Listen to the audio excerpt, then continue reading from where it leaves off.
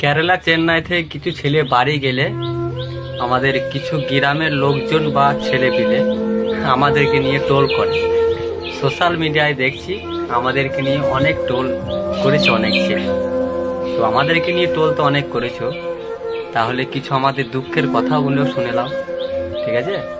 তো কথা হচ্ছে যে আমরা বাড়ি গেলে একটু বাইক নিয়ে ঘোরাঘুরি করি, একটু পোশাক আশাক একটু পরিষ্কার পরিচ্ছন্নভাবে চলি। এটার মানে এইটা না যে ঠিক আছে আমাদের মনে দুঃখ নাই, আমাদের মনে কষ্ট নাই। এটার কথা হচ্ছে যে তোমরা খালি এটাই দেখো আমরা যে বাড়ি গেলে আমরা টাকা ওড়াই, বা তোমাদের চোখে যেটা থাকে টাকা ওড়াই, বা গাড়ি নিয়ে ঘুরে বেড়াই, এখানে ওখানে ঘুরতে যাই, মানে কাজ করি না। কিন্তু একবারও কি আমাদের কথা জিজ্ঞাসা করতে ইচ্ছে হয় না যে বিদেশের মাটিতে বা প্রবাসের মাটিতে আমাদের দিনগুলি কেমন যায়? এটা জিজ্ঞাসা করার মানুষ আজ পর্যন্ত আমি দেখলাম।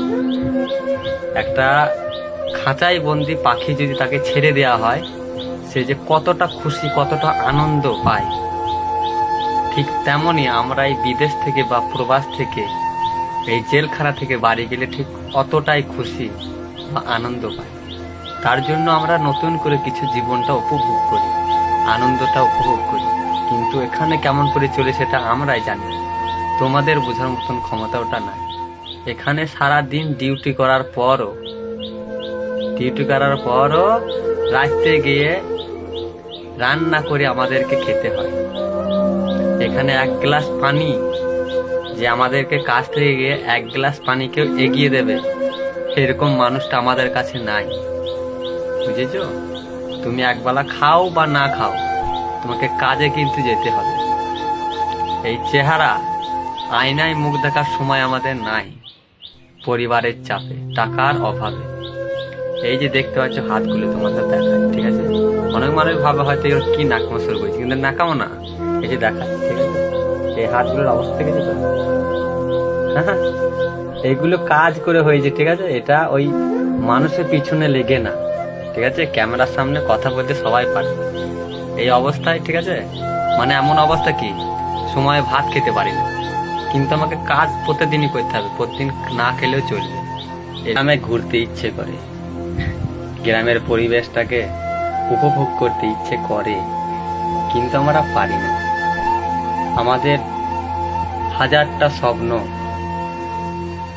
শখ এইগুলি ত্যাগ করে আমরা এই মায়া ত্যাগ করে এখানে পড়ে আছি।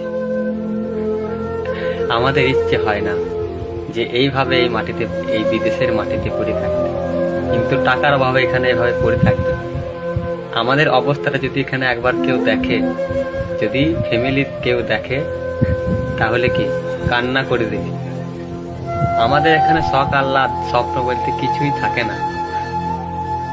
কোনোদিন একটা ভালো পোশাক পরে ঘুরে বেড়াই না, সেই সময়টা আমাদের নাই।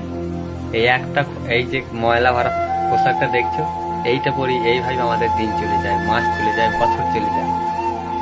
তো আমাদের মনে স্বপ্ন জাগে যে একটু ঘুরে বেড়াবো, একটু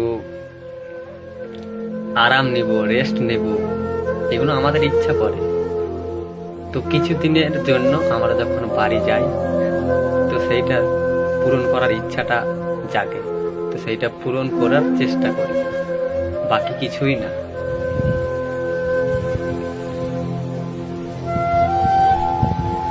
আমাদেরও রোদ লাগে, গরম লাগে, বুঝেছো?